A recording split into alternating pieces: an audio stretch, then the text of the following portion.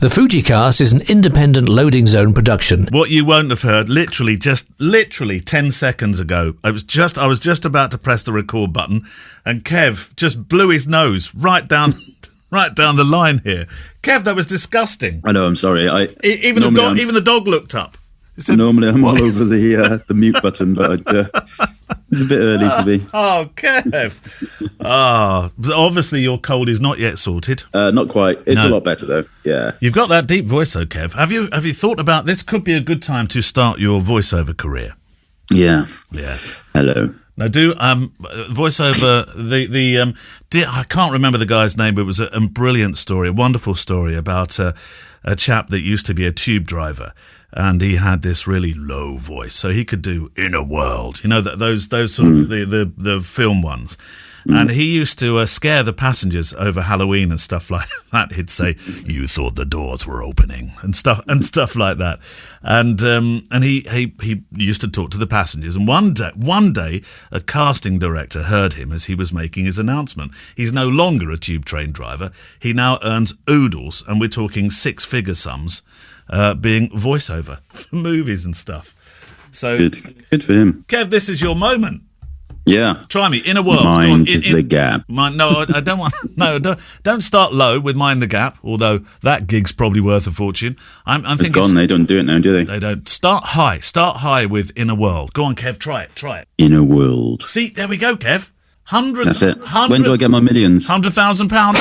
All yours, Kev. Yeah. Thank you very much. That's it. You might need that money, of course, because Omicron is causing a bit of trouble with rescheduling and doing stuff with workshops. And you have a spare space, don't you, in Edinburgh?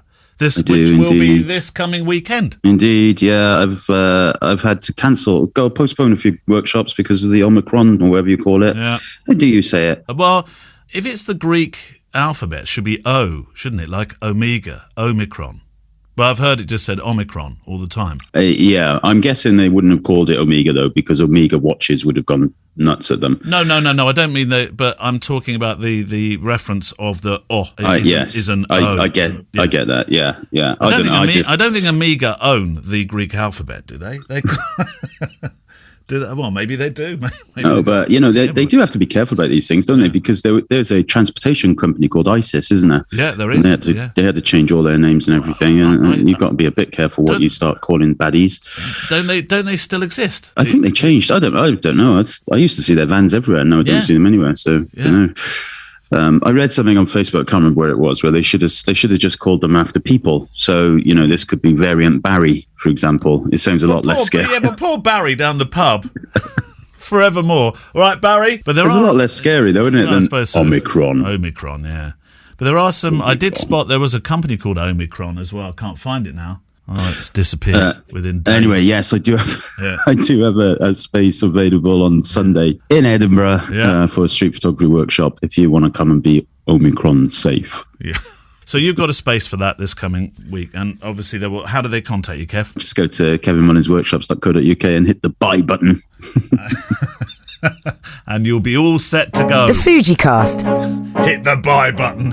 Kev, you've never sounded so commercial. Right, welcome along to the Fujicast. We're into December, Kev. It's the first one of December. Yeah. Of the Advent calendar. Kids have Advent calendars. Yeah, the kids have. Last year, I think you told me that you ate one of the Advent calendars before they got anywhere close to it or something, didn't you? We did. Yeah. This time, my mum always gets them for them, so we had to hide them from the dogs though, because the dogs are very clever. Yeah. We even opened up the granddad cupboard. No, really? Which is a cupboard that we keep. We start stocking in late October. We stick chocolates and things like that in there, and it's in behind the glass sliding windows. But dogs can be killed by chocolate, can't they? By eating chocolate. Well, Breezy's totally ambivalent to it. She'll just eat it all. I'm having it. Never ill. Yeah. Well, welcome to the Fujicast. Your questions from our electronic mailbag, and of course also through the Fujicast private Facebook group that you're very welcome to become a part of. If you'd like to send a mail through, send a click at fujicast.co.uk. Do not worry if you're not a Fujifilm shooter. It's a big community. Whatever flavour you shoot, you're very, very welcome. We have part 2 today of Polly Russin as well, the street photographer, talking to us. Kev still hasn't found the books. I think the books have gone, Kev. I don't think you had that last box. I think Gemma sold it. The only thing I could think is they might be at Brian's house. Brian? Yeah, my father-in-law. Oh, right. But we don't really go around there anymore because he doesn't like having people in the house. What? In case you bring a nasty in with you. Oh, I see. Oh, it wasn't just that he doesn't like you in the house. Maybe it is that, actually. Yeah, maybe Gemma and the kids go around all the time. No, it can't be that. Right, should we start with your questions? Are you going first or me, Kev? What are we doing? I don't mind going first. Go on, then. Straight into the Facebook group. As is now tradition, the latest question, which was submitted 12 hours ago from Stephen Jack. Question for the show. I'm interested to hear how many photos you typically use when making a photo film and what factors influence decisions on how many to use. I'm wondering if it's all the photos you deliver to clients or a more select set designed for photo film. Thanks in advance. And then Garrett Hayes follows up by saying, what's a photo film? So maybe we should answer what a photo film is first. Yeah, there's 2 different versions. Well, there's 3 actually, I think, in our universe, Kev, because I have my version, just one, which is still images running across a music track. The still images transition to the beat or a point within the music that's correct and you're expecting things to change through, and they're usually short clips from the sound, by the way, the recorded sound, short clips from speeches and the service, readings, that kind of thing. And if I do a portrait version, it can be short clips of a parent reading a story, conversations maybe over lunch or that kind of thing. And then there are 2 alternative versions. You have and I'll let you describe them because you have 2 alternatives. One which is the very quick one, the quick fire one, Kev. Oh yeah, so I kind of do 2, I suppose. One is the standard photo film, which is still set to music. I try and beat match it. And actually using PicTime, you can generally do that, but it's quite difficult to get the right amount of images. Or for the very fast one, I do that manually in Premiere, although I don't do too many of those because they are very, very, very hard work. But to specifically answer the question about numbers and which images, I make a specific. So when I export my images to the clients, they get everything, and then I will make a selection for the photo film, which is anywhere between, I'd say, 60 and 120 images generally, and then I try and keep it to somewhere between 2 and 3 minutes in length, and that's about it. But PicTime generally does a really good job with their galleries, with their photo films, really good job. They call them slideshows, of course. I certainly not all of them, not unless it's a very small wedding. I did a very small wedding the other day, for example, and I did include all of them apart from the bridal prep. So you don't want to. I mean, if you're delivering 400 pictures, some people deliver more than that, of course. But if let's just say you're delivering the average 400 pictures, you don't want a photo film with 400 pictures in. Because even if they're 3 seconds long, that's what, about 6 weeks worth of photo film. Well, if you've got an 8-minute photo film, mine are usually about 8 minutes. So what's that? 480 seconds, and yours are much more creative. Where you put in audio and but I'm thinking about voice and stuff over it. The amount of images you would need. 480 seconds divided by, because I've never counted the amount of images I use. Roughly a transition of every 4 to 5 seconds. So let's call that 4.5. You would need, what you said is right, Kev, isn't it? 106.6. So 110 images, something like that would be okay. And you don't want the pictures to go around too slowly, and you don't want them to go around too quickly. Although I do like it if it's, for example, if it's a really cool confetti run and they do it really good. I had a set of clients a couple of weeks ago. They took me totally by surprise. They just legged it up the confetti aisle, and the pictures were fine. I managed to get a whole sequence of 15, and they were all, apart from the very first one, they were all pin sharp. That 18mm lens, superb. And so I included all of those, but I sped it up at that point. So it's like boom, boom, boom, boom, boom, boom, boom, to give the idea of movement and speed. Yeah. It's quite interesting, actually, when people look at a photo film back, they'll often think that they've watched moving video. I've had that before mentioned in meetings. Oh, I thought there was video. No. Oh, yeah, my fast motion ones definitely get that impression for sure, but I do them very infrequently. It has to be the right wedding for a start, and obviously they have to pay for it, and it's a big job. In the fast motion one, sorry, did you say the amount of images you use in one of those fast motion ones? It's generally I'll use all of them. Most of them, yeah, not necessarily all of them, because some of them, obviously, usually you're going to get a handful of images that are just, missed shots, misfires, totally out of focus, whatever. Yeah. So they get pulled out. Yeah, generally, I mean, it can be 1,500 images, so it's quite a challenging job. There we go. Well, good luck making your photo films. This one's from Nick in Sydney. Have you been to Australia? No, I won't. Love the podcast and listen every Tuesday. Of course, it will be Tuesday, won't it, in Sydney, Australia? There's some flattery coming up here, Kev, so buckle in. Neil, this podcast has the best sound of any I listen to. I wish you could help others. Why would we want to do that, Kev? Hey? Show us your money, maybe. Kev, your words of wisdom are awesome. And Kev, I love how you cut through the bullshit. So there we go. I fell in love with Fuji in the original X100. I now have the X-T3 and X100F. Now, this question has been around for a while. So, Nick, I don't think it has appeared in my answered file because I found it in my non-answered file. You may well have by now got yourself an X-T4. I don't know. But we'll soldier on with the X-T3 and the X100F. So my questions, back button focus. When do you use this versus autofocus? I assume with back button you don't get eye focus, but I guess it doesn't matter. So there's two questions. Let's do that one first, Kev. So I use back button focus all of the time, constantly, eternally, forever. I never have my camera in single shot mode. Nope. But try not to confuse the idea of back button focus being different from autofocus, because essentially all you're doing is using a different button on the back of the camera to autofocus. You're divorcing the shutter button from actually the action of focusing. Just leaving it to do the action of kaplunk, kaplunk, kaplunk, take the picture. Yeah. So the benefit being that you can focus once and take several pictures without the camera refocusing. Whereas in single shot mode, obviously, it's going to try and focus every time you do it. Shall I say you a few more times? What? Now it makes no sense if I've edited that out, Kev. No, you have to leave it in. So yeah, it's like a politician. You sound like a politician, Kev. That one that starts with B. Yeah. Now let's be clear about this. Have you ever been to Peppa Pig World? That was honestly, I was hiding underneath the counter. I thought, no, somebody make him stop. Somebody rugby tackle him like he did that poor child that he rugby tackled of that dude. Do you remember that one? Yeah, they've got. It was brilliant. I was laughing my head off. They've got a lovely road. They've got a lovely safe road. He said. Oh God! I mean, bless. He tried to shoehorn it into his speech. I tell you what, the person that got that. Do you know why that happened? By the way, because his auto cue failed, wasn't it? Well, no, because he was reading off notes, but somebody didn't put the numbers on the bottom of the notes, so right. they became all messed around for some reason. I don't know why.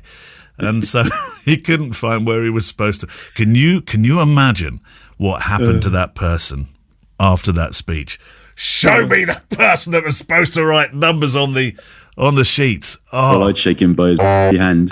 And to think that fella is the one trying to help us through this show. Oh, do you think we'll have Christmas? Christmas, right? Chris, you're not Chris. Christmas is Christmas happening, Kev? Well, he said last year it would happen, didn't he? Yeah, he did this year as well. Always believe a politician. Anyway, no. In fairness, I wouldn't want his job. He is a bumbling wreck of a man, but I'm sure he is doing his absolute best. Yeah. Whether his best is good enough is remains to be seen. But anyway, welcome to the politics show. Where were we? Yeah. We were on what was the question? Back button focus. Back button focusing. Yeah. Yeah, so what you do, if you get a comb and you comb your hair in the morning, then everything will appear a little bit better. Sorry. No. So don't confuse back button focusing from not being autofocus, because it's essentially the same thing. It's just a different way of doing it, a quicker way of doing it for most people. Well, if you get used to it. iFocus, no, I never use iFocus. I just never do, ever. Never? Ever. That's not true. Well, it's not true to say I never have. I never have at weddings. I will use it when I'm doing filming. Yeah. To film for continuous focus on subjects. Yeah. Mostly myself when I'm doing the YouTube stuff. And then, I often see like these comments about animal eye focus and, the superb eye focus of the Sonys and everything. And I have no doubt whatsoever, I've never used them, but I have no doubt whatsoever that they do have superb eye focus.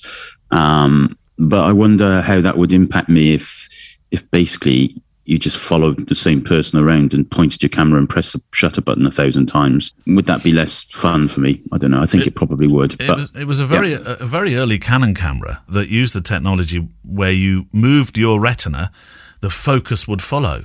That would be weird, wouldn't it? Yeah. Can you imagine that? That would be weird. If it was instant, look over there, then choose it, click, done. Well, here's a side note. We're talking about retina detection and kind of face following and all that kind of stuff. Did you know from yesterday you can't post on Twitter any images without express permission from the subject in it? Really? Wow. Yeah. Whoa. So that includes street photos, all kinds of basically anything with people in it. And this has all come about to stop this. Another term that's hit us that I didn't really know what it meant, but it's called doxing, apparently, DOXXING or something, which is essentially, out in people's personal homes and places and, what they're doing and all that kind of stuff in the public place. So there's a bit of a shitstorm on social media about that. How on earth is news going to cope with that? Well, no. So editorial news, that kind of stuff is kind of granted. However, what they also came back with after a little bit of a backlash is that if somebody says they don't want that picture published, they will immediately remove it. Yeah. So there will be algorithms put in place to check to see whether they think it's a newsworthy picture or not. So things like street photos, I don't know how that will manifest itself. I don't put wedding pictures on Twitter anyway, to be honest with you. No. I don't put any pictures on Twitter, to be honest with you. But I think, I know Nick Turpin was interviewed by the BBC about it. And, he was saying that, we live in a democracy, and he's right. We live in a democracy, and I'm paraphrasing him here, we live in a democracy. And, the democracy of where if you do something in the public realm, it should be for public record, or could be for public record. And, it shouldn't be up to social media platforms to dictate what that public record is. And I agree with him fully, because 99.9% of the people are not putting malicious things up there. They're not doxing or boxing or loxing or soxing or whatever next term they come up with. It's a very, very minority of people doing that. The easiest way to deal with all of this rubbish is you shouldn't be able to have a you shouldn't be able to have a Twitter account unless you're an adult. So show in my mind, if I was god of Twitter, I would say, right, you can only have a Twitter account if you upload your passport or your driving license, and you're accountable and it's trackable and everything like that. Of course, they won't do that because they sell their advertising based on user base. Houses in order here. Well, when Twitter manages to sort itself out with some of the really nasty bits of social media, the bullying, the harassment, the terrorism, I might add as well, and all that kind of stuff that Twitter is sometimes abused for. Once they've sorted their house out, then start sorting our house out. Yeah, true. I mean, that's a very good angle on it for sure. I do feel like it's a very simple fix. Just delete everybody off Twitter and tell them they all have to register again with their passports. Imagine that. Think it'll happen? Yeah. Oh, look. But he's just stepped down, hasn't he? The Twitter, what's his name, Jack? A pig just flew across the sky, Kev. He did stand out. So there's an opening to be god of Twitter if you want that. I'm going to apply. Yeah, I'm going to apply. I'm going to send in a voice message. I've got a few ideas you could say. Well, with your deep voice now, they'd love you. Coming in. Yeah. Twitter. There was a second part to the question. Oh, by the way, before we do that second part, whizzing back just a little bit to Bojo, I had a contact I was told this by a man who owned a dog down the Smoking Dog along Malmesbury High Street, who said that it was a wonderful piece where he said that when Boris turns up on television sets, he is known to rough his hair up. So he turns up okay, but it's all part of the act, this dishevelled bojo look. I don't know how true that is. I'm prepared to believe it for the humour alone. That's what I do at weddings. That's what I do at weddings. What you do? Yeah. I purposely go looking like a tramp. Yeah, and wearing your blue suede shoes. Right, second part to this question from Nick. Kev, you said you've replaced your XT with X Pro 3s as you prefer them. I'm curious, with them being so similar, what do you love on the X Pro versus XT? Now, this does show that it's a few months old, this question, because you're happily using the XT4. But if there was a new X Pro to play with, Kev, would that sort of veer you back towards X Pro again? Yeah, so absolutely. So the XT3 and the X Pro 3, I had both. Well, I still have both, in fact. I have two X Pro 3s. And I've always preferred the X Pro range, the rangefinder style, the ergonomics of it. I'd much prefer to be able to shoot with my left eye open at the same time. I just prefer the lightness. I just prefer everything about it. And so with the XT3, it was exactly the same inside, just different ergonomics. Now, what I have always liked about the XT range, though, is I prefer to use it for filming. Mostly because of the what used to be the tilt screens and all that kind of stuff. And traditionally, the XT range had better, in the first kind of branches of the cameras coming out would have better 4K footage and all that kind of stuff. And then, of course, the XT4 came along, which I had no interest in until I borrowed one. And then I realized that the IBIS in the XT4 actually did make a difference. And it might have been coincidental that it came at the same time as that 18mm 1.4 lens. I don't know, but so I have an XT4, and now let me tell you though, if tomorrow an X Pro 4 came out with IBIS built into it, I would swap directly straight back to the X Pro. Would you? For everything, yeah. So I still shoot with X Pro 3 and XT4, and now we're running into winter. I've just taken delivery of one of those 50mm f1 lenses because I've got some. I'm at the dreaded, not dreaded, but I'm at the darkest church in the world, St. Etheldredders on just before the longest, shortest day of the year. I know that place. Well, we've both worked that place quite a few times. That was the one, it's a lovely church where you go through that little opening into where they sign the register. You always go into the priest's home, don't you? I think it's his home, isn't it? Next door, and he has that table laid out, and it's the sacristy, they call it. It sacristy, so it's like the side bit, yeah. Sorry, I didn't know mine. Come on, get your terminology right. Sacristies from my starter homes. But on the way back down, we've talked about this, there's a bell that they ring, isn't it? They ring that. Why do they ring that bell? Just probably to make you give them money. Oh, right. Well, Ding-a-ling, get your wallets out. The bell on a wedding day is to tell the organist to start playing, isn't it? Because the bride's coming out and about to start the recessional with her husband and wife are coming out. But I slipped down those steps, reached up, grabbed the bell, ding-a-ling-a-ling, and the hymn started before they were anywhere close to coming out. I did get a look from him. But he's been there about 104 years, that particular priest, hasn't he? Yeah, well, the last time I was there, he was very, very elderly. I don't know if he's still there, but hopefully he is. I was there, earlier this year. He's still there, Kev. He's still there. He really is. Right, your go, your question. Okay, Graham Harries. Hi, gents. Trust you're both well. I'm heading to the Faroe Islands. Oh, I'd love to go to the Faroe Islands, and would like to shoot a video of the trip. Do you know what? There is a wonderful, right before we get to the question, there is a wonderful website called radio.garden. Right. And if you go on there, you have a picture of the globe, right, and all around is little green dots. Oh, you showed me this. I managed to find a few. If you zoom in, you get all of the local radio stations. It plants seeds, doesn't it? It does, yeah. The more you use, the better it is for the planet as well. You can hear it in the background. It's looking at the moon. Hold on, Kev. That's our copyright claim busted. Well, that bit that you just heard, I'll have to cut out because we're not allowed to know. Didn't realise it was going to play it straight away. Yeah, It zooms into a radio station then. Yeah, and you can zoom. So I love going to places like the Faroe Islands and just listening to the news. It's wonderful. Oh. Wonderful. you know. Yeah, well, I used it to go and listen to a load of radio stations in West Africa. Yeah, it's brilliant. It's absolutely fantastic. Makes you feel like you're there, Kev. But you do. I found an entire radio station in Samoa dedicated to rugby.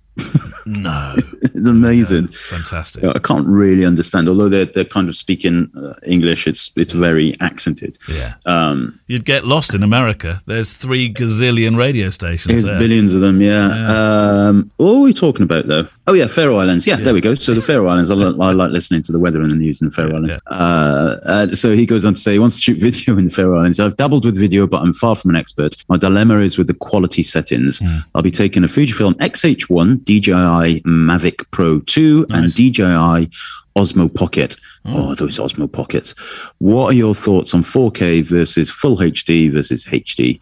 Also, what about mixing the frame rate? Is it better to stick to the one through the trip the Full HD settings appear on the XH1? Well, stick with the frame rate if you can, which is going to be harder when it comes to the drone, unless you have some ND filters on that drone, because it's nigh on impossible to do anything about frame rate when you stick something in the sky and then realise there's a lot more light up here than there is down there.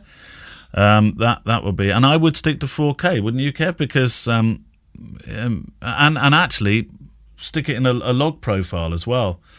Which you can do, I think, with the Mavic, can't you? I'm not sure you can do it with the Osmo, though. Okay, I'm not sure you can do it with the XH1 either. I would probably go for, because you've got 3 completely separate different things, I would go for a simple film simulation, the most neutral one on all of them, so you can blend it. 4K, although that does depend a lot on how much you intend on filming and how much you can store and edit later. And frame rates, try and keep the frame rates the same. Although obviously if you're going to be blending slow-mo with fast-mo, then you're going to be using different frame rates. For example, you might be using 120 frames per second for slow-mo of, night trails, or I don't know, a waterfall or something. Do you know, I had to think about this because I haven't used F-Log or any of the logs on any of the cameras I've used for quite a while. I've just been doing some really simple stuff using profiles. But XH1, ISO defaults to 800 in F-Log. So yeah, the F-Log is there. And there is it is there. And there is the ISO will be 800 in F-Log. Always will be. But there is I'm sure there's a log profile on the Mavic. M-Log, don't know. I don't know. Mavic Pro 2, is that one of the latest ones? D-Log color profile. Yeah. The DJI Osmo Pocket, I had one of those things and I nearly threw it at the wall when I was in Dubai. Why? I could not get it. Every time I double clicked on it, it would spin around like a lunatic on acid. I did a video. It was really funny. There's a video on my YouTube channel about this trip to Dubai, and me and Zach Arias are sat on a bus trying to figure out this thing. Oh, yes, I remember it. He's using it, and every time he double clicks on it, it looks at me, and every time I double click on it, it looks at him.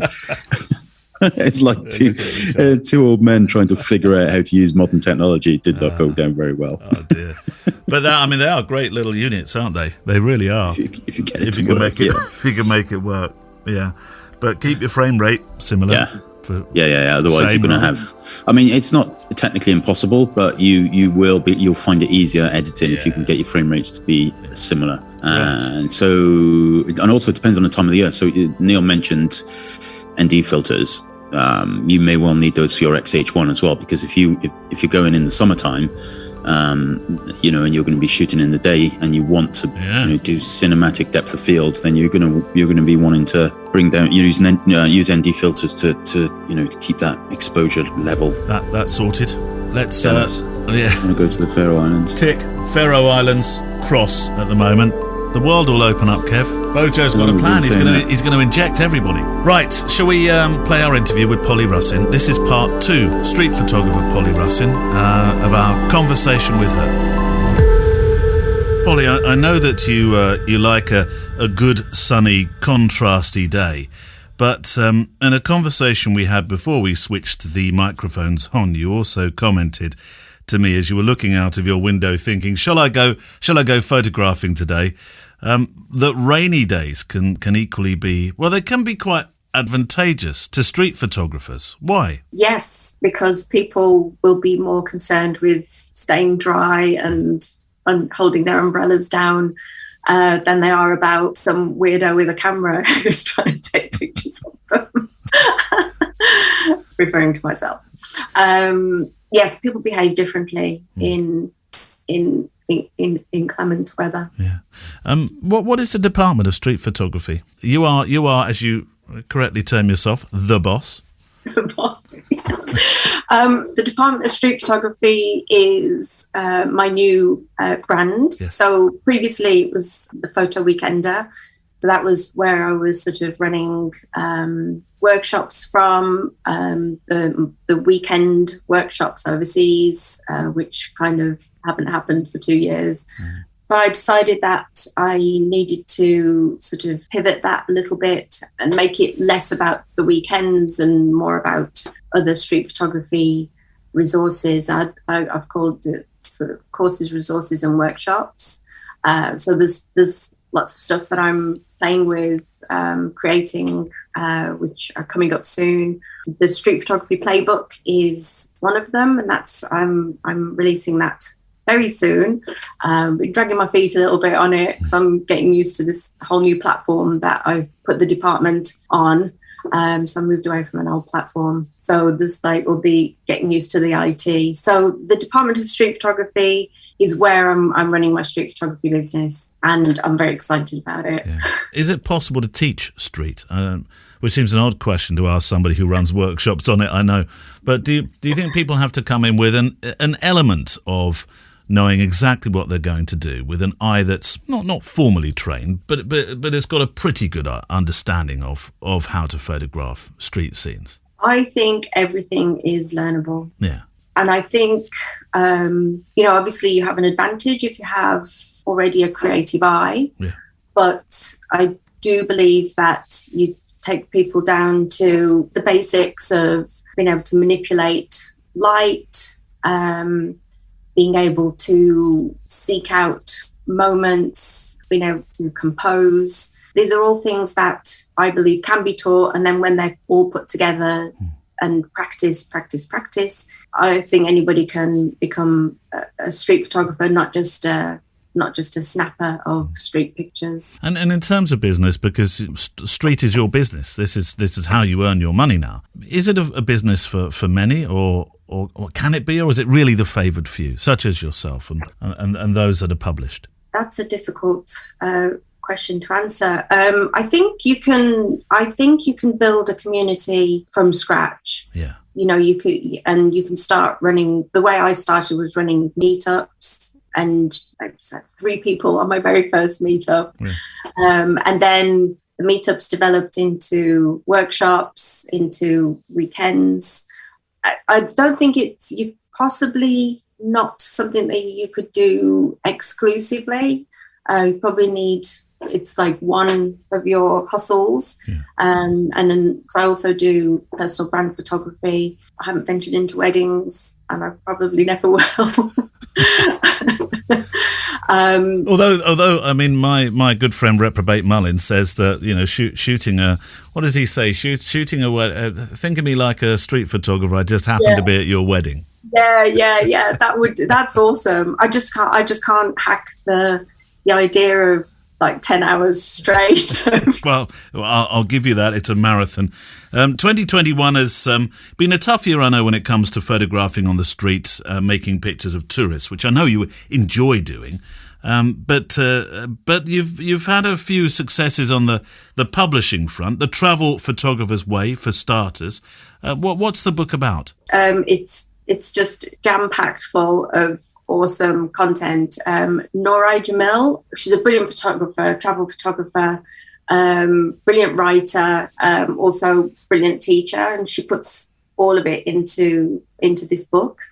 And I actually met her at the beginning of 2020, so it was literally a few days, maybe a month before the first lockdown, at the National Geographic Traveller Masterclasses, where I'd been invited to talk about street photography and travel. And Norai was presenting as well, and we met that way. And I also met Lola there, and she's also was invited to contribute to this book. So Nora created this book and then asked like 10 photographers to contribute interviews and images.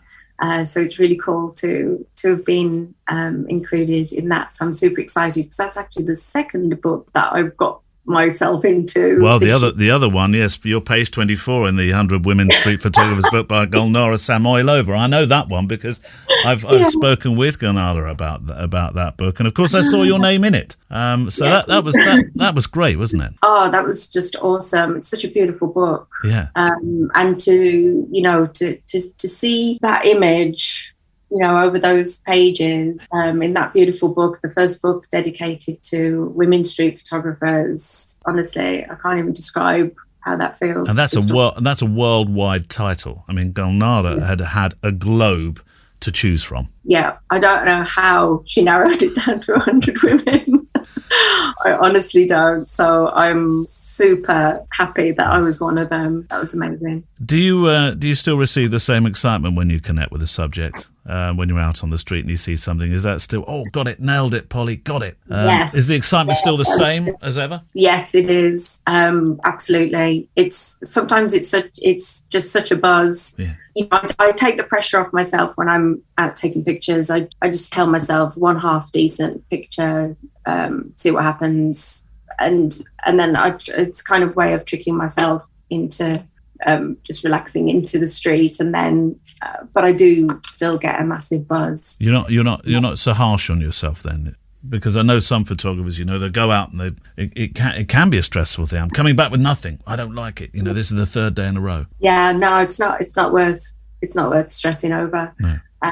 Because part of the enjoyment is just doing it, and then if you get a shot that you're happy with, that's a keeper, then that's really a bonus. And then it's like, it's always worth going out. It just makes it even more worth going out. How has being an ambassador been? Because you are at the moment part of the Fujifilm Ambassador program as an ex-photographer. I always feel strange saying ex. It sounds like you're former, I know. But you're certainly not a former. You're right in the middle of it. Yeah. But how has that been for you? An honour, honestly, an honour. Unfortunately, I was made ambassador just before the pandemic. I know. But I've still done a few workshops and stuff for Fujifilm, and I absolutely love the product. Well, you're an X100 user, aren't you? Is that F or V? Yeah. Going to be V, isn't it? V. Yeah, V for Vivian Meyer. Yeah. Well, that's not a bad person to associate with the letter V. That's for sure. What about it's an XT3 that you use, or have you moved to the XT4 now? I've got the 3. You got the 3. I probably won't move to the 4. No, I don't like the screen. I prefer the screen on the 3. Yeah. The way that it flips, but it's still a super camera. I love the XT3. But the X100V for street photography is the one. Yeah. I want to come full circle back to your bio, which is where we started our conversation with. You didn't achieve that Nobel Prize for medicine that you quite fancied, Polly. Is medicine's loss now firmly photography's gain? Or do you think you could ever down your cameras and pick up something else, be it a stethoscope or whatever? I think my days of being a doctor are over before they started. But what about anything else? Could you do anything else now? Yes, I'm writing a novel, and that's all I'm going to say. Don't leave us on that cliff edge. I'm imagining you now, obviously, as I do with all authors when they say to me I'm writing a novel. I just instantly think of one particular famous author that sat in a coffee shop in a small part of Edinburgh and created a fortune and a dynasty. Watch this space. Now, thanks to Polly Russin for the last couple of weeks on the show, and we'll link to her work on the show page today. This Thursday, Mullins takes to the air on the internet with his show on incapablestaircase.com as Country Boyo. At 3:30 p.m. he plays an hour of country, of course, doing what it says on his tin. Well, the tin that you can buy wine in from, Paulton Hill Estate Wine, in a can. Sponsors to the radio station and, by extension, our Kev. Then on Friday, I'll be out photo walking on my podcast, Photography Daily, and we're talking about imposter syndrome, amongst other things, with some really strong ways to try and cut through the negative thinking cycle. Plus, my guest is Magnum photographer Mark Power, talking about a new project and revisiting an old for a re-edited version of The Shipping Forecast. Photography Daily is on Friday and available wherever you get your podcasts. Right, back to your questions. Let's start with Dan O'Reilly. Hi Neil, hi Kev. I'm currently switching from Canon to Fuji and I'm in a dilemma. I don't know whether to choose a Fujifilm X-T2. Now you're going to say, when did this come in? But actually it was only the other day, Kev. Or a Fujifilm X-T30. Do either of you have experience with these? I was originally looking at the X-T30 as that's what's in my price range. It looks really good. The only issues I would have is that the SD cards and ergonomics and usability of the smaller camera would be a factor, while the T2 is also in the same range. It seems to have better ergonomics and physically what I'm looking for, but maybe less up-to-date specs and wouldn't be better in the long run. So obviously my thoughts that he'd instantly go for a 3 or a 4 will be because we're thinking of the cost here, which makes perfect sense. I don't know what to choose. Any help or advice would be greatly appreciated. So, T2, T30. Well, my first question is, if it's for professional photography, then I'd go for the T2 because you've got your dual card slots. Yeah. Otherwise, I'd probably go for the T30 because although ergonomically and build-wise it's slightly lesser, it does still have better sensor and better gubbins inside. Yeah. There's more fairies pedaling harder in that camera than in the X-T2. But if you've got big fingers and your big hands and all that kind of stuff, the X-T2 might be the thing. Get your hands on both of them, go to a shop, But ultimately, if you're thinking of shooting professionally with it, which obviously we don't know, then I would probably err on the side of caution and go for the X-T2 with its dual card slots. If it weren't for the dual card slots, would you be able to use the T30 happily for your pro work, Kev? Yeah, I think I've got one. Have you? Somewhere in a cupboard. Oh, my cupboard. Yeah, I think so. How many cupboards do you have, Kev? How many cupboards do you have? Never-ending cupboards. You're like the Mary Poppins of photography. You open a cupboard and so much more comes out of it than you'd ever think possible. I need to drop a load off to MPB because we just ordered the 33 1.4 as well, and I'm I desperately need to sell some stuff to justify it. So maybe the X-T30 would be one of those things. I bought that because I wanted a vlogging camera, and then I never did any vlogging. No. But you have made some videos of late. You've been back on YouTube. You've been active, Kev. I've done a couple of videos. Yeah. A couple. We should link to those. We'll link to those actually in the show notes today. We shall. Yeah. We shall. So yes, I mean, ultimately X-T30, better technology inside, smaller, more plasticky. X-T2, lesser technology inside, more durable, double card slots. Why didn't you vlog more in the end? What was the reason for that? Because there was a stage we were both talking about going gung-ho with stuff. I tried it once, and I honestly felt like a complete right. That was the reason, basically, walking around London, staring at myself into a camera. Yeah. I mean, some people do it and they do it amazingly well. But those people generally are good-looking 20-somethings, not a tired-looking, hungover, middle-aged man with desperately trying not to get his bald patch in the camera and staring at his eyebrows that he wishes he didn't have and all that kind of stuff. So yeah, I just gave up. Michael Schilling gave me the. I must look this up, and we'll try and remember to put this in the show notes as well, perhaps. This guy who is slightly more mature, that is doing these amazing videos. He goes on essentially it's not really a photo walk, it's a history walk.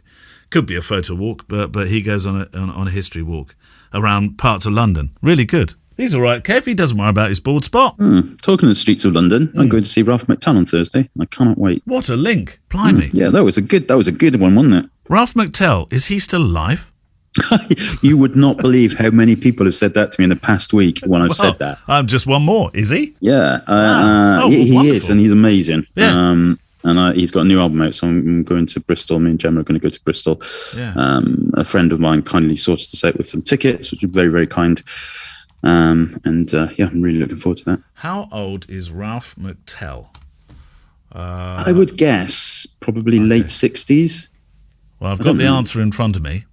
Go on in. He's 4 years older than Richard Thompson and 2 years older than Dave Pegg. I don't know who either of those two people are. Well, it's just because it came up with people also search for. Right. Ralph Mctell was born 3rd of December 1944, makes him 76. Oh, 76 age is my... Actually, no, he'll be 77 by the time this show comes out. Only just, because just before the weekend, he would have had his birthday. When's his birthday? 3rd December. 3rd? Huh. Yeah. So I'll be going to see him. I would have seen him the day before his birthday. I'll take him a birthday card. Yeah, well, you'll go down very well then. I've got a birthday card for you, Ralph. Quick. Get the weird guy out there, Ralph. Send him out. He's a groupie. Send him out. I got my Ralph Mctell t-shirt ready. I had no idea you were into Ralph Mctell. Good heavens. I love all that singer-songwriter stuff. Yeah. Always liked him. Yeah, always. And everybody says, oh, he's the guy that did Streets of London, isn't he? And he is, of course. That was his major hit, but his music is way beyond that. In fact, at most, I've seen him maybe 4 or 5 times, and I've only ever once heard him sing Streets of London live. He just generally doesn't play it.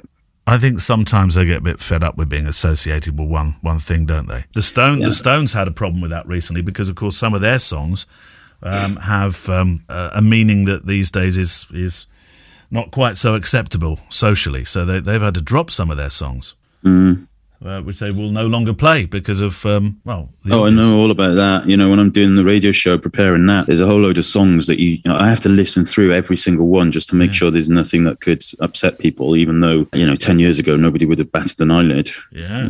It's quite difficult. Yeah. The world we live in, it's a democracy. Everybody's entitled to their opinion. Your question. Unless you're on Twitter, which case you're not. Your question, Kev. Okay, so this is more of a pointer to information. This is from Thomas Hamill, and we've mentioned James Revilius before, but he basically says, "Hi, gents, great show. I was sent this website by my uncle and would love to hear your thoughts." And it's the Beeford Archive, which we have spoken to Robin Revilius way back in episode 3, I think. I went to speak to Robin Revilius, James's wife, and she mentioned the Beeford Archive, of course, a lot. So we have linked to it. We have mentioned it a lot. But one thing that we probably haven't mentioned too much is that the other photographer involved in that is Roger Deakins. So Thomas is essentially pointing us at the Beeford Archive, it is an amazing set of work. For those that don't know Roger and James's work, it's based in North Devon, just essentially documenting the life, black and white, beautiful stuff, absolutely beautiful. You can buy prints, you can support the archive, you can support Robin, you can support everybody who's involved in it by going to the befordarchive.org. We will link to it, of course, that if you're listening and you can't get to the links, it is beafordarchive.org. There we go. You sounded like one of those computerized things then, the on hold messaging.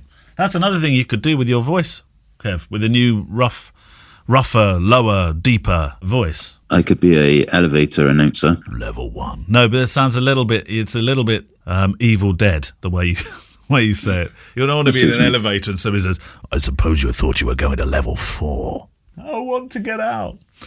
Well, we haven't had a question from him for so long, but here's one from the Howling Basset. Yes. Blah, yada, blah, etc., says Howling. Possibly a sensitive question, oh no, for all wedding photographers out there, but have you ever been propositioned or flirted with at a wedding? I'll go first, he says. He was a bit keen.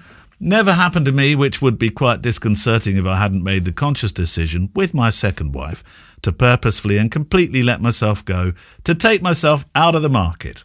Isn't that supposed to be off the market, so to speak? Thoughts? ? From the one and only Howling. Yes. There's a lot of howling going on in Cranbrook in Kent. Have you ever been propositioned, Kev? No. You must have been. Don't tell me that. I don't believe it. Not that I can. The thing is, to be totally honest with you, I was rubbish at dating and all that kind of stuff. Even if I was, I probably wouldn't have noticed. I wouldn't have known. No? No, I'm useless at that kind of stuff. How did you and Gemma get together then? Did you, I mean, were you as useless with the chatting up lines for Gemma? Yeah, well, I knew Gemma a very long time.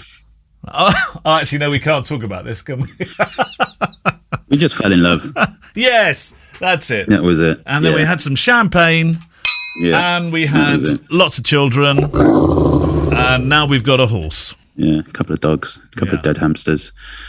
The horse thing didn't work. Hold on. There we go. There's Star. Bills. There's Star. Car bills. Bathroom that needs repairing. Mortgage. Oh, you're not allowed to have your room at the bottom Pension of the garden. can't do. No, you're not allowed to have that because you live in posh Malmesbury. You can't have anything that looks slightly different to, looks slightly newer than the 580-year-old building. I'm going to fight it. I'm going to get my way. Are you? Have you been propositioned? No. I know. Well, look at me, Kev.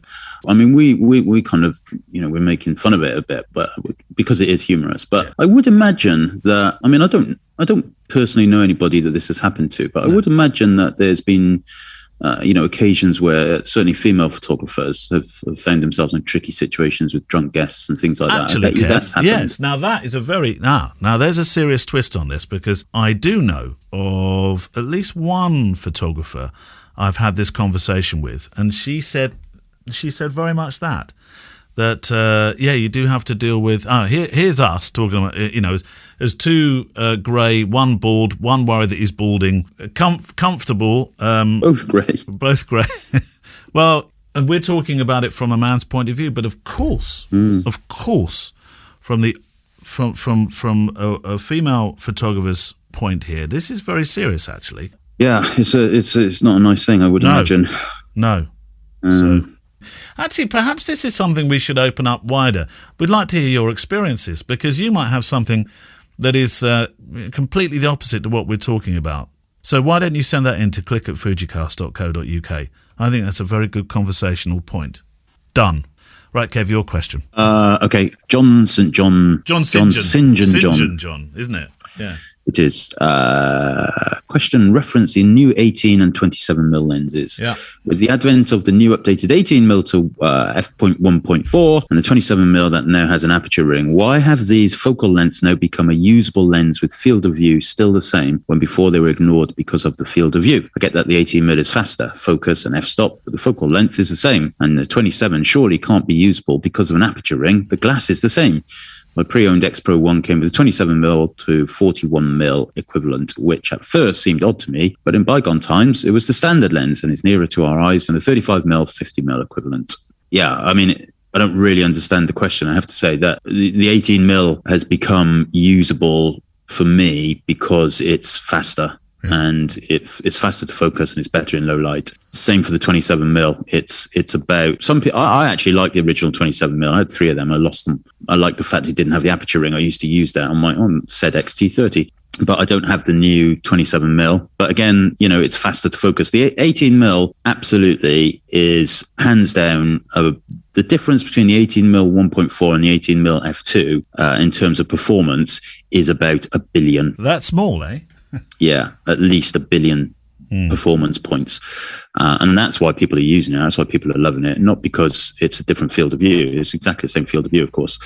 I always liked using my 18mm f2 at weddings when I first had it, but it always had to be in good light. Well, not good light, but I couldn't trust it in low light. It didn't have a linear motor. It wasn't quick to focus. And also it didn't have a fast enough aperture for when things got really, really dark.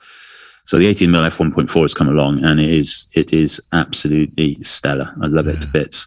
I haven't used my 23mm, my beloved 23 1.4 since I got that. I just haven't. However, I haven't got the new 23 1.4. So. Would this 18 now, would this be your desert island lens? Yeah, it would. So I'm using 18 and 56 1.2 exclusively, although I do have that big 50mm just for these super dark winter weddings. On loan, I've got that on loan. So yeah. Do you think 18, you could shoot a whole wedding with it? With what, the 18? Yeah. Easily. I mean, I probably wouldn't because I like to deliver some more intimate kind of close-up shots, especially during the first dance and stuff like that. I do like to get some nice depth of field shots, and a couple during the ceremony, depending on location and position. But yeah, absolutely. If I had to shoot a wedding with one lens, that would be the one I'd pick up, guaranteed, 100%. Here's 110%, 1 billion%. No, you can't have 110%. You can't have it. 10 million%. It doesn't exist. The father-in-law, who's a former maths teacher, although he still does maths classes, a private tuition, but he that's his thing. If you go over 100%, and say, can't have it. There's no such thing. Can't have 110%. James Sauls, are you ready for them? This is a very techie one. Are you ready for a techie one? This is definitely I'm batting this your way. Good evening. Hope you're both well and COVID-free. Before I go bonkers trying to figure this out, I was wondering if you could help. My last 3 emails I've sent to new customers have landed in their junk box. There's a good chance, actually, that other people have this problem too. So listen on. This hasn't happened before, except for the very odd occurrence before I'd properly set up authentication. I have my Deakin, my SPF, DMark, they're all set up, they seem okay. Using mailtester.com, I get a score of 9.5 out of 10 with only one issue showing, a broken link with my signature. I've attached a screenshot of this to help explanation. I can't understand why the link is showing as broken with a 403 error forbidden code. The link works. I've tried to apply the link to the signature in a number of different ways, such as hyperlinking text and simply typing the link into the signature. I always get the same error on the report. There's a second link to another website which is under construction, and that doesn't show an error. Would this 403 be the cause of my emails going into people's junk? If so, Kev, I've just put the Kev bit in because I know this is for you. How do I fix this? A little detail, he says, my email service is with Office 365, purchased via GoDaddy. My website domain was purchased via GoDaddy and is linked to my website that is housed on Pixieset. Any advice? You probably will never get this as it's gone to your junk folder. Well, no, it didn't go to the junk folder. We've got it. Okay, so a couple of things. I would, if you've got a link that's causing issues in the DMark tests, just get rid of the link. What's DMark? Just don't have a link. What's DMark? It's like checking for spam kind of configuration. It's very complicated. You can use there's a website called Domain Tools you can use to check your domain email address spam rating. Right. And it looks at things like DMarks and SPIFs and all of that kind of stuff and checks that everything is set up correctly. The fact that you're using Office 365 would mean that most of those, probably all of those, should be okay. But if you are having issues with a link, I would just ditch it. You don't need to have a link in your email footers. How many? Do you ever click on links in email footers? No, exactly. No. So just ditch it. I would. The other side of that is, although you're using Office 365, it's probably still going through the GoDaddy mail servers, which ultimately might be where, if you're using a shared mail server, then that may well be where the lower grade is coming from. If you go to Domain Tools and you do the email blacklist testing, you want 100% on that. If you don't have 100%, then you are going to still get some emails dipping into spam somewhere down the line. GoDaddy, unfortunately, I've spoke to lots of people who use GoDaddy and do have issues with their email spam. That's not to say that it can't be fixed or it can't be a configuration thing. Speak to GoDaddy, whatever. But you do need to just be a little bit careful. For myself personally, I use Microsoft Exchange, but I purchased my Microsoft Exchange account directly from Microsoft. They're all over that stuff. They look after every single part of it. It's just brilliant. It cost me £11 a month. And so I trust them explicitly rather than going through another third party and then the email server, et cetera, et cetera. Yeah. A little bit like going directly to Google for your Google Mail, I suppose. Ultimately you want to get to the bottom of it because it will be costing you business. Definitely. Yeah. I never, ever look in my spam folder. Do you not? There could be stuff in there, Kev. You never know. There might be loads of stuff in there. I know, but I just don't. Every now and again, I might kind of glance through it very quickly before I empty it, but I never see anything of interest in there.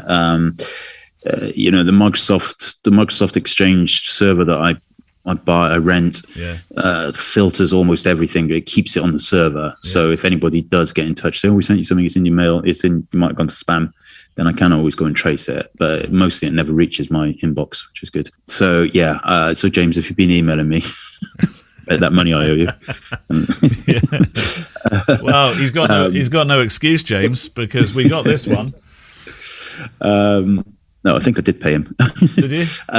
Then yeah, so you need to get it fixed though. Simple as that. And your first port of call would be GoDaddy, but ditch the link first. Check on domain tools. Make sure your rating is 100% and established 100% as well. You can set up a report. Mine emails me every week saying you're 100% and you've been 100% for X amount of weeks. So it will tell you, if you ever dipped off if you ever fell onto one of the spam servers at any point, it will tell you. It will flag you. Yeah.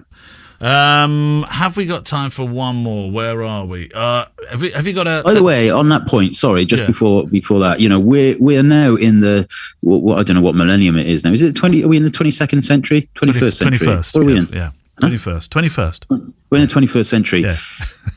We shouldn't be worrying about this stuff. No. You should not be worrying about configuring DMARC and SPIFs and all of that kind of stuff. That's what you paying people for. Don't sit there and grind your teeth thinking, well, why is my email going to spam? Get on the phone to the people you buy your email from and get them to fix it. Is it as easy as that though, Kev? Well, it won't be easy for them, but it should be easy for you. You're the one paying for it. Yeah. It's not like the old days where you'd get a demon.co.uk email address and they'd send you an email. They'd send you it in the post. They'd send you a letter with all of the things you'd have to type in, POP3 and SMTP and all those kind of stuff. And you'd look at it and think, well, I don't know what to do with any of this.